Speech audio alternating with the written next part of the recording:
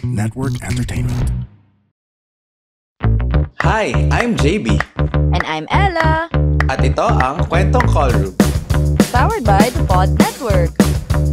Bakit ka Hello, besh. Nag-ano-ano pa ka. Sorry, maalikabok na kasi. Ano ginagawa mo? Mag-podcast na nga pala to. Oh, ano ginagawa mo?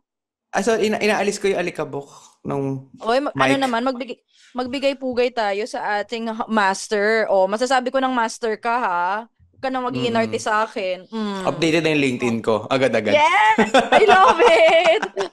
Agad na ng trabaho. Resume, Then may ano ganyan. yan. Ang most common question pa sa akin ng mga nag-aabang sa'yo dito What's ay... next? Hindi? Ano ba yan? Ano? Saan ako What's mag-work? next? Very artista nung what's next. Hindi. Very parang contract signing. So, what's next for JB? Oo, ang kilingera. Showbiz. Girl, kalma. Ano? Hindi, ang most common question sa akin ay, magsistay ka ba dyan or babalik ka dito? Which, ang alam ko namang default answer ay, dahil yung visa mo, nagsasabi naman na bumalik ka dito. So, yes. Dinideclare ko lang para bumalik ka. Mahuli ka ng Sakto. Kasi as of recording ay nag-email na sila na expired na yung visa ko. Kaya Tapos may nga, 30 days grace period na lang. So, ang short answer ay yes, babalik. But, syempre, yung pinaka-ano dyan, yung underlying na tanong ay ang option to stay abroad for good or kung babalik ng Pilipinas, ganyan. Kasi you could always argue naman na uwi ka muna and then babalik ka dyan for work, ganyan. And your question, Totoo. and your answer is? Uwi talaga. Hello, ito na nga yung mga boxes ko. Hindi, nandun na nga tayo. But yung option ba to stay abroad, to work abroad, as opposed to staying in the Philippines, ganyan. For me, hindi. Kasi nga nung nagkapag-aral ako dito, I realized na these are not my people. Anong hindi? Ano yung hindi? Hindi ako magsistay. Okay, ayan. Para lang malinaw. Baka ano pala, hindi na ako baba. Hindi. Okay, so hindi ka Naka-record to eh. Ayan, you heard it here first. So hindi siya magsistay dyan. Pero magandang usapan yan eh. Kasi if you did choose naman to stay or to continue living or settling down abroad, hindi rin yun mali, di ba? And sa katunayan, yan yung isang mga pinag-iisipan ng letter sender natin na isa. Although in another context naman, may letter sender tayo na, sorry again, medyo matagal na, pero yung dilemma niya has something to do with, choosing the Philippines over living or pursuing their career in another country. Ayan. Baliktad. Di ba? Para wala lang. Kasi minsan, you do have the option of staying. Kasi may mga kilala ako, marami na nandun na sila, although they're Filipino, they're already living abroad, o kaya, they have the means to migrate abroad, tapos iniisip nila saan sila mas magiging komportable mag-pursue ng dreams. Ayan. Tsaka meron akong classmate na nag-aral sa US for undergrad, tapos pumunta ng Pilipinas para mag-med. May ganun ka bang classmate? May ganun ba akong classmate? May kilala akong ganung mga residents or med students, pero wala akong classmate mismo. If meron, nakalimutan. Pero may Dapat pala classmate invite ako natin na... yung classmate ko na yun, no? Siya pala yung makakapasabit Oo nga. Okay, ibang letter na lang. Nagpalit bigla. Pero may ganun din akong classmate na, naman siya, or hindi, actually marami sila yung US citizen na, Australian citizen na, may mga na sila, visas na sila, kung more powerful visas. Pero pinili nila na dito mag-med, dito mag-doktor, dito mag-settle down for whatever reason. So, isa yun sa pag-uusapan natin today. Ayan. Pero before that, Besh, pakilala ka muna. So, we are Kwentong Callroom Podcast. We're best friends and doctors. And our goal is to demystify and humanize medicine. Ayan. Ganda. Okay. So, sa mga dati ng listeners dito, thank you for staying on. Thank you for continuing to listen in. Thank you for joining the conversations, commenting, for liking everything we post. Yes, maka-assume na everything. Pero thank you for... Thank you for keeping the conversation going. Thank you for sharing our content. You can still catch our episodes every Monday na ngayon, Monday 5 p.m. And it's now released through both Spotify and YouTube. So abangan nyo yung lahat ng video episodes. second episode na to second episode to sa YouTube. Yes. Ganda. May YouTubers na rin tayo. Ganyan. Oo. So sa mga new listeners, salamat at napadpad kayo dito sa podcast namin. We are 3 years and counting. Yes. Strong. Yes. Yes. Isa to sa mga format ng episode namin, yung may letter sender. Pero may mga iba pa kaming episodes na about specialists. Kung may naisip kayo, curious kayo sa buhay ng isang oncologist, ng isang public health physician, ganyan. Scroll lang kayo dyan. Punta kayo sa Spotify. Pagpunta sa Spotify, ifa-follow nyo muna. Tapos mag-rate kayo ng 5 stars. Tapos hit nyo yung bell button. Tapos search nyo na kung anong gusto nyo yung episode. Yep. Tapos pwede kayo mag-comment sa mga polls, mag-comment kayo sa episode, kung anong gusto nyo pang episodes na i-record namin. Kasi medyo nauubusan na kami ng idea. So we need more ideas. No, Ay, hindi ba not tayo nauubusan? really. Hindi naman. Sige, parang sige. marami lang episodes na kailangan ng ibang tao. So, kailangan lang natin Kasi syempre, it takes more time to schedule a guest episode, ganyan. Ang defensive. Pero, hindi naman mauubos yung pag-uusapan. Sige. Hindi pala naubos. Yes. And I guess yung maganda sa episode na to, this is one of the conversations we like to have on the pod because a lot of medicine that's discussed is the scientific part of it. Hindi na pag-uusapan yung crossroads in medicine, the decision-making that comes in choosing the career or the kind of career you want or how to become a doctor and all. So, sana ma-enjoy nyo. Diba? Okay. So, anyway, basahin na natin. Ikaw palitan na lang. Oo. Dahil lang, tama naman, no? Yung March 10 na letter, tama din. Okay. Baka iba yung mabasa ko. Okay, sige. So, ang ating letter sender ay, ang pangalan niya ay Someone Across the Diaspora. What is the diaspora, Besh? No, you define it as an American. Oh. From the root word spora. Wow, invento. Alam mo, para educational. Go. Joke lang, go. Etymology. Diaspora. It's a Greek origin. Dia, meaning across, and sporane, scatter. Tama ka naman sa spora. Scatter naman talaga. Diba? Spores. Yeah. Kaya din galing ang spores. Basically, ito yung mga native from a country na pumunta sa ibang bansa. Tama, diba? Ganun naman siya in general. Hindi naman siya Filipino term, diba? Hindi naman, pero Parang just for clarity, it's a population that is scattered across regions, separate from geographic place of origin. Ganyan. So yung mga nang ibang bansa, kumbaga. Yes. Okay. Yan. So siya ay 17. Pwede na bang sumulat dito yung 17? Sure. Legal age. 17. Ngayon, hindi na siya 17. Siya ay 30 na. 30 ang layo. He, him, at ang chief complaint ay, worth it bang balikan ang Pilipinas para maging doktor? So, ang kanyang history of present illness. Hello mga doc. Napakinggan ko po yung episode ninyo about moving abroad to pursue med. Quite the opposite po yung akin. So, ayun na nga, in 2019, me and my family moved to Canada for good. Dito na ako nag-high school and all. Ako po ay graduating high school student who plans to eventually enter med school. Ang dilema ko po ay sobrang taas ng standards ng Canadian med schools. Dahil 20% lang po acceptance rate sa buong bansa at meron lamang 17 med schools. Mas mataas pa yung chance na ma-reject ka kaysa matanggap. Ayun muna. Pero, the way I hear it abroad, well, ito ay lahat second-hand information. Hindi ako ever nag-apply abroad, hindi ako nag-apply for high school or college abroad. Pero, the way I see it, at least from people I know, ay very competitive siya. Kaya parang grabe yung pagpapakapal ng portfolio before ka mag-apply. Even for college pa lang, if you want to be accepted into a good school, di ba? Parang mataas nga yung rejection rate, I heard. Ay, ikaw, based on your stories dyan, Besh, anong mga naririnig mo?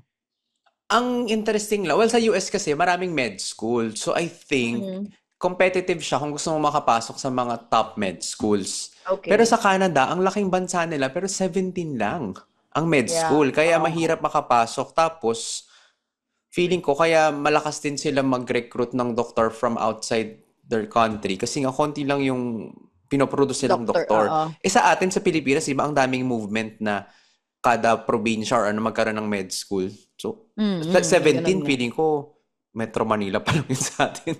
True, oo nga. Or, Greater Manila area lang yun. Oo, ang konti Ganyan. nung 17, kaya mataas yung rejection rate. Tsaka, nagigets ko naman yung takot din niya. Kasi, competitive na siya and baka kung, wala siya sinabi about yung performance or portfolio niya, but I could feel na kahit pa sobrang galing mo siguro kung kukonti lang yung slots para sa sobrang daming applicant in Oo. any competition or any application, that would be really difficult. Oo, pero at least high school pa lang siya. So sa Canada kasi parang sa atin, magka-college ka muna bago mag-med. Yeah. May Oo. time pa siya. May time pa tayong sagutin to. At ma-build yung kung ano man yung gusto nyong ma-build. Yes. Ayan. Sige, Go. basahin ko yung next paragraph. Kung kaya naman, naiisip kong plan B ang bumalik sa Pilipinas. Pero kung gagawin ko yon, it is more likely na sa Pilipinas na rin ako magpa-practice. As a matter of fact, the thought of practicing medicine in the Philippines excites me dahil Philippines is home at matutulungan ko rin ang mga kapwa ko Pilipino. Lagit-lagi para sa bayan, sabi nga nila. Pero hindi ko po alam if worth it ba na ipagpalit ko ang magandang quality of life para mamuhay sa Pilipinas, considering the current administration and God forbid na ganun pa rin ang administration by that time. Hi. End Very, quote. very, very timely yung tanong niya. Na worth it pagpalit ang magandang quality of life. Mahirap na tanong. Kasi kung nandyan ka na, tapos nag-move na Yeah. sila for good, di ba? Oo, and yung family niya nandun na. Some people, ang dilemma ay aalis sila and they want to pursue a new life abroad. Pero nandito yung family. Ang pumipigil sa kanila, yung thought na di nila makakasama mga nila sa buhay. Baliktad sa kanya, lalayo siya in reverse. Parang Oo. nasa abroad na siya, pero siya yung pipiling bumalik. Pero Oo. ang galing, no? After all this time, Gusto niya pa rin na maging doktor sa yeah. Pilipinas at matulungan And ng kapwa Pilipino. oh, because he could have easily like just chosen to stay in Canada, dun na, as in for the career. Pero it's nice na may sense of home pa rin siyang naramdaman for the Philippines. Na parang it feels like grabe yung ties na na-build niya. Kasi hindi siya basta hindi siya babalik sa family niya, lalayo nga siya eh. Kasi nag-migrate na sila eh. Fairness to, doon na siya nag-high school and all. Pero iba pa rin ang nationalism. Yeah, I'm interested kung ano yung nagsistrengthen ng ganong mga pagmamahal sa bayan, if we may call it that way. Or maganda lang, alam mo, ang dami kong narinig na yung mga kilala kong ganito ay na-enjoy nila yung childhood nila sa Philippines. Again, this is not necessarily universal. Some people might find their childhood to be toxic and all. Pero yung mga people who find it like home and all, mabalik sila dito. Galing, no? Wala lang. Hi, I'm Joelle. I talk for a living and I'm an overthinker. Life keeps going and the questions keep coming. But I hope you find comfort in the fact na hindi ka mag-isa. Ang dami nating overthinker, no? Sa ups and downs, twists and turns ng buhay, paano kung ituloy lang natin ang paghanap ng kasagutan? Ready? Tara! This is Joelle's Podcast. Paano kung? Powered by the Pod Network. Baka iba talaga, no? Tama, I can attest na iba naman talaga ang vibe ng Pilipinas. Talaga? Ano yung how can you explain yung vibe check dyan? Like, what makes it different? Sabi mo nga, these are not my people. Why? Iba yung culture, iba yung like yung mga small talks lang, parang very transactional sa akin yung, oh, how are you? I'm good. How are you? I'm good. Tas, how's the weather? Ganyan. Keme. Sa atin parang, Dito never ko tinanong yung how's the weather. Siyempre, palagi lang naman mainit dyan or maulan. Parang, the choices are limited. So, yun. Tapos, iba rin talaga yung culture. Iba rin yung, ewan ko, iba pa rin yung empathy ko for Filipinos talaga. Mahirap siya explain. Pero, kung sasagutin lang yung tanong niya na magandang quality of life, mas maganda talaga dito sa ibang bansa, at least dito sa Boston, mas maganda talaga siya. I would assume sa Canada din maganda yung quality of life. Tapos yung government, syempre ibang usapan na ngayon sa US, pero sa Canada parang okay naman ata yung pumalit na prime minister. Tapos sa atin si BBM. So, pag-isipan niyang mabuti. Grabe yung choices yan. Bahala na siya. Marami ako narinig na because of the result of the last elections and the future of politics in the Philippines, maraming nadismaya at either namili ng mag-migrate or hindi na bumalik, which I totally understand kasi security mo din yun sa person. Kahit naman gaano mo kamahal yung kultura, if you value your security and if you'd like to feel safe and to be able to have access to all these advantages, hindi ko masisisi yung mga taong mag-stay abroad. And ano ko yun change yun sa akin. I used to be critical of people na nag-brain drain and all. And medyo, parang ang toxic pa nga ng mindset ko dati. Pero, I realized na may merit talaga in the choices they made. Hindi ko sila masisi kasi ang hirap ng buhay, ang hirap, diba? Ang hirap makahanap ng trabaho. Lalo na marami ako nakilalang immigrants dito na Filipino na, okay, they have their own stories kung bakit sila umalis ng Pilipinas. And I'm more understanding now kung bakit nila piniling umalis. Yeah. Tuloy? Sige. So far wala pa tayong sagot, no? Nag-validate. Pero go on. Oo. Yung worth it pa ba, nasa sa kanya talaga yun Okay. In addition, med schools in Canada are way more expensive than med schools in the Philippines. Totoo. Kung dito ako magme-med, may option ako to get student loans and fund my education myself. Pero sa Pinas, my parents would have to support me kaso hindi naman po kaya ng budget. Pero despite all the uncertainties sa path to become a doctor, one thing is certain at yun ay ang pangarap kong maging manggagamot. Thanks, mga doc. Alam mo, sige, go. Ikaw muna.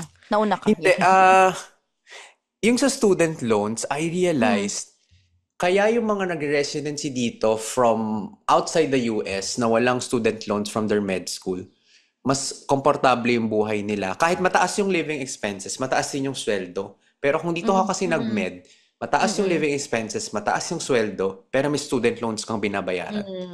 So nade-deplete talaga sa student loans? Nade-deplete din, oo. Kaya, so yun, isang consideration din yun. Yeah. Tapos, na-realize ko nga na hindi lang pala siya basta kung saan siya magme-med, no? Ang decision point niya ay saan siya magme-med at magpa-practice and I guess magse-settle down. Kasi, ang thing about med is, ang dami nating inaaral and all, pero we get to be limited by the license we hold. Geographical siya. Oo. So, ibig sabihin, kung ang lisensya ko ay dito sa Pilipinas, kahit nag 5 years of med school ako, if gustuhin kong maging manggagamot sa US, I have to do it all over again. Or I have to go through several hoops. Kung mag-Australia man ako or mag-UK, hindi siya automatic na doktor ako dito, doktor din ako doon. And yun, very license specific siya. So the choice that this letter sender is making is not just where to study, but where to live for good. Kasi yun yung magiging sakop. And I guess sa kanya, sayang naman kung magpipilipinas siya, tapos babalik siya ng Canada, only to do it all over again. But then again, yun nga yung expenses, iniisip din niya. At saka ano din yan, kung halimbawa, so bukod sa sinabi mo, yung residency application pa, kung taga-Pilipinas ka, iba yung pathway mo as an international graduate kung pupunta ka ng Canada, kung mag-residency man siya. Kung galing ka dyan, tapos mag-residency ka dito, sana matatas ka pa mag-Filipino kasi factor din yun. Yung classmate ko na dito nag-med school, medyo nag-struggle siya mag-PE nung first year tayo, mag-history kasi hindi siya matatas mag-Filipino. Pero eventually, nakaka-catch up naman siya. Pero after 5 years siya ng med school. So nung residency, comfortable na siya mag-Filipino. So ito din, kasi doon na siya nag-high school, malamang maiiba na yung accent niya. Pero meron din namang na-preserve siya. I guess siya, willing siyang bumalik dun Pero I guess yung isa ring factor talaga ay saan siya alam mo yun, anong investment yung kailangan linear, parang kailangan, parang end goal muna. Saan ba niya gusto mag-practice? Pilipinas Yeah. o Canada, tas work backwards for me. Mm. Although, syempre, malaking issue talaga yung competitiveness nung Canadian na med schools tsaka yung Mm-mm. expenses sa Philippines. Pero along Although, the way, parang mm, may gagastusin ka din eh. May babayaran ka ring time or finances either way. yeah. Pipiliin mo na lang kailan mo babayaran, early on or later. Tsaka, not to say na hindi posible, na impossible. And, yun nga, nabanggit mo kung gusto niya mag-med school and residency dito and then eventually kumuha ng path to become a physician in Canada. That's also an option. I've known people who've done that. Pero, ayun, kailangan niyang sigurong mag-isip ng, sabi mo nga, yung kung saan niya talaga gusto in the end. Pero grabe na, kasi itong mga bagay na to, hahabang mga taon nung pinag-uusapan natin eh. So, all of this could change. Eh, malay natin kahit na, okay, desidido na ako, babalik akong Pilipinas. And pagdating niya dito, magbago yung isip niya. Ang hirap, no? Kasi every step you take is an investment also. And it could be money lost kapag di niya tinuloy yun. Pero tama ba? Hindi ko sure eh. Ang Canadian med schools, well, Mm. at least sa kakilala natin, yung isang kakilala ko, tinanggap naman siya sa med school. Hindi pa pala. Hindi pala. Nag-undergrad pala siya sa Canada, tapos nag-med school siya dito. Hindi naman niya inulit yung Yeah. undergrad niya. Di naman, di In-acknowledge naman. naman. Oh. Ang tanong ko ay, kung nag-med school ka sa Canada, i-acknowledge ba yun ng Philippines? Tapos pwede kang dumiretso mag-residency? Eh, hindi ko alam. Hindi ko, pero, I'm very sure na iba yung licensures. Like, Oo. iba yung mga licensure exam. Kung naalala mo, may mga, even in residency may mga sumasabay sa atin mag-PCP orals, minsan. Yung oral exam bago Na taga, mag-graduate. Na nag-practice na abroad. Tapos babalik dito. Tapos, para nag-residency abroad, tapos mm, magpapa-license dito? mm, Nag-IM mm. abroad, tapos Hindi ko alam kung magpagiging, IM. Ay, hindi ko alam oh, kung, kasi may mga ganun tayong kasabay pag nag-orals tayo dati, na, hindi na sila nakikita kasi pandemic noon or hiwala yung set of teachers nila. Pero, ganun siya, parang isa sa mga kailangan nilang gawin, I'm not sure if may iba pa silang kinailangan gawin, ay kinailangan nilang mag-take ng oral exam kasama nung batch natin para, kasi kasama yun sa ma-accredit. mga, yes, and then after nun, mag-diplomate exam pa sila.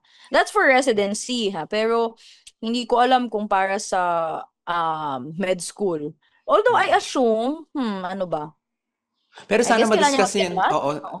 oo, sana ma-discuss niya rin sa parents niya, no? Kasi Hmm. oo, kung Tsaka isa sa mga masusup, concern niya ay, 'di ba, ay, kasi kung dito sa Pilipinas, susustentuhan siya dapat ng oo, yun magulang nga niya. eh, oo, Oo. oo.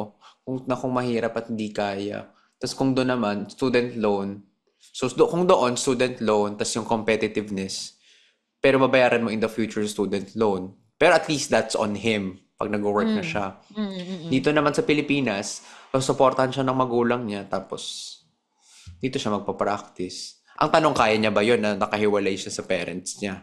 Kasi kung nandun na for good nakahiwalay siya sa family niya. Ganun ba kamarubdob ang kanyang nais na mapagsilbihan ng mga Pilipino na iiwan niya yung pamilya niya nasa Canada? Well, marami tayong hindi alam na details. Like, we don't Yun nga. know gaano karami yung kapamilya na dito. Baka factor din naman yun na feeling naman, baka di naman siya totally mag-isa pag nandito siya. Pero di rin natin alam kung ano ba yung financial capability ng family, may makakapag-scholarship ba siya. I mean, all these have to be on the table din eh. Nabanggit niya na baka hindi daw kayanin kung parents niya yung magpapa-aaral sa kanya ng med. Tsaka naisip ko din, hindi naman sa question ko yung kagustuhan niyang bumalik para Mm. mapagsilbihan ng mga Pilipino. Pero Mm. baka naman kasi gusto niya lang talaga gusto niya maging doktor kasi yun yung profession na may magandang act of Mm. service. So why not Mm. try niya mag-volunteer sa mga similar activities or organizations habang high school pa siya. Tapos tignan niya kung makuha niya yung Mm. sense of satisfaction na yun sa mga taga doon. Kasi Mm. kung baka naman may similar connection, at least mabawasan na yung mga considerations niya na kaya niya Mm. gusto dito. Tama, no? Kasi parang siguro interrogate niya objectives kasi nga Oo. baka baka iniisip niya lang na kailangan sa Pilipinas siya mag-serve. Pero, Oo. baka hindi. Pero okay lang naman kung yun talaga. Oo naman. Pero, habang may time, I guess Oo. yun yung kailangan niya pag-isipan. Mm-mm. In essence, wala tayong sinagot. Hindi Parang naman. Nagbigay naman tayo ng insights kada factor. as with many things, The decision as is with many things naman, yan, ayan. Tsaka siya, iba-ibang considerations, depende din. Minsan kahit na mas maraming pros or cons sa isang bagay, some pros will matter more or some cons will matter more. So, wala. Depende talaga sa kung paano mo siya titimbangin. Pero isa sa pinakamagandang healthcare system ang Canada. So, kung yun lang din naman yung isang consideration mo, go. I mean, siguro yung isang major con dito ay broken talaga. We're far from improving. And yun nga, hindi naman siya mali na given the current administration, marami pang problema. And baka, yun, minsan kasi yun yung nakakaubos nung pag-asa at ng kagustuhang mag-serve, yung frustration. And kailangan siguro kung yung ultimate choice na bumalik dito, kailangan prepared siya for that. Kasi kahit nga yung mga andito and yun yung default, ay nahihirapan din sa frustration na yun. Doctor man o hindi. Sana by now, medyo mas malinaw sa kanya yung gagawin or sana makatulong pa rin tong episode para clarity. Pero at least for now, ang action point ay pag-isipan niya mabuti kung bakit niya nga bang gustong bumalik. Yeah. Yung sabi mo nga, interrogate niya kung ano yung objective niya. Kung gaano ba yun kabigat. And sa mga may ganong similar na dilemma, guess yun yung mga pwede nating tanungin sa sarili natin. Ayun. Ano talaga, kanya-kanya. And at least na-bring up niya tong ganitong topic because it's not a conversation that comes out often. Yung mga nakuha natin dati is mag-migrate or yung iba naman, Metro Manila, rural, ganyan. Those decisions are things that would really depend on what matters to you. Pero yun. Sana nakatulong pa rin kami. And sana nagustuhan yung episode na to. If you want to see more episodes, follow Kwentong Callroom Podcast on Spotify and YouTube. We drop new episodes every Monday, 5 p.m. na ngayon. Pwede pa rin balikan ang mga past episodes on Spotify. And feel free to comment and answer the episode polls. You can also follow us on social media for more chika and updates. We're Kwentong Callroom Podcast on Facebook and YouTube. Tama ba? Yes. May username ba yung YouTube? Wala naman ba? At Callroom Podcast pa din naman. At Callroom Podcast on X, Instagram, and Threads. You can also join our Discord community, Callroom Tambayan, our official community server kung saan pwede kayo makichika with us at iba pang mga ka-callroom. Each week, meron din tayong episode question that we post on IG, X, and Discord. Makisagot sa question of the week every Friday, 12 p.m. to keep the conversation going. At sa mga gusto mag-submit ng questions, concerns, at chief complaints, open na open pa rin ang kwento mo sa Callroom, a Google form where you can submit your questions to us. Kung mapili yung kwento mo, pwede namin yan sagutin in one of our future episodes. The link is pinned in our social media pages. And if you want to reach us via email, you can reach us at kwentongcallroom@gmail.com. Ayan. Sana wala lang. Sana mas maraming ganitong questions pa kasi para makita natin iba-ibang perspectives and considerations na kailangan pag-isipan. Anyway, with that, I'm Ella. Sorry. And I'm JB. This has been... Uwi ka na. Sorry. Callroom. The opinions of podcast creators, hosts, and guests are not necessarily reflective of the official stance of the Pod Network Entertainment, its hosts, or other network programs. The content created by the people behind the podcast is personal and not meant to harm any religion, ethnicity, group, organization, company, or individual.